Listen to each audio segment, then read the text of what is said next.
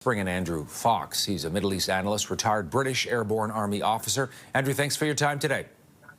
Thank you for having me. We're going to bring up a map, if we can, of Gaza just for our viewers across the country here in Canada to give them a sense of this new offensive that has been launched into Gaza City there, which we can see is in the northern part of the Strip. Your thoughts on what Israel is doing? I know it's controversial. There are questions militarily over how effective this will be from within the Israeli military itself. But give me your sense of what we're seeing. What do you make of it? So what I think we're going to see is a repeat of what's been happening for nearly 2 years now, where the Israelis will enter an area of Gaza and they will fight street by street and block by block, destroying as much Hamas infrastructure as they can find and engaging in contact with Hamas fighters as and when Hamas choose to try and make a stand. This is exactly what we saw in the sort of previous 3 city areas. So Gaza City on the first turn, they went through Khan Yunis and then down through Rafah. So I think we're seeing a repeat of that. And what we've seen for the last 2 weeks is what we would call in the military as shaping operations, where you use your firepower at its most to try and essentially soften up enemy positions and give yourself a tactical advantage on the ground. And what we're seeing isn't actually different to how the Canadian or the US or the British military would do it. The big difference with Gaza, of course, is the civilian population being present. It's the only war zone in the world where civilians have been prevented from fleeing by Egypt. And the presence of those civilians is going to be, first of all, weaponized by Hamas. And secondly, inevitably, I think we'll see relatively high civilian casualties caused by this IDF maneuver. Do you think it makes sense as a strategy? Will it be effective?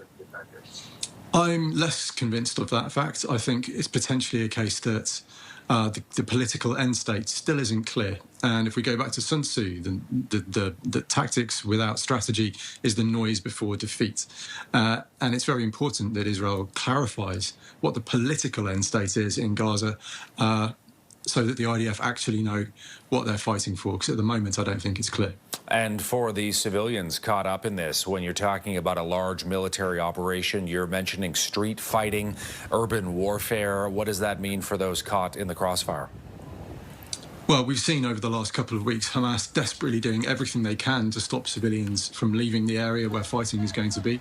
We've seen threats, we've seen cajoling, we've seen false humanitarian areas being announced by Hamas to try and keep their civilian human shields as close as possible so that they can weaponize those against the IDF. The big question here is how many people have evacuated, and that is really going to be the decisive thing here as to how many civilians do get caught and killed in the inevitable crossfire that will happen. Can I get your reaction to the UN Commission here saying that Israel is committing genocide in Gaza? Well, I think the 3 reporters have a long history of not only anti-Israeli but also anti-Semitic sentiment, so I'm deeply concerned about their credibility. And from everything I've read, what they've done is essentially describe what war is and then call it a genocide, even down to the prevention of birth. I mean, there are more births in Gaza since the start of the war than people have been killed. So that doesn't make any sense. And of course, people will die and be wounded in war. Now, that doesn't mean that the IDF conduct has been perfect, and there will certainly have been incidents where civilians have been killed when it's not legally justifiable for it to have happened. But for the most part, I've been on the ground in Gaza 3 times during the war. I've looked at various Israeli headquarters, and I don't see any difference in how they do things. And of course, the real thing about this report is that it doesn't mention or blame Hamas at all for their incredibly well-documented human shield strategy where they aim to maximise civilian harm by forcing them into harm's way.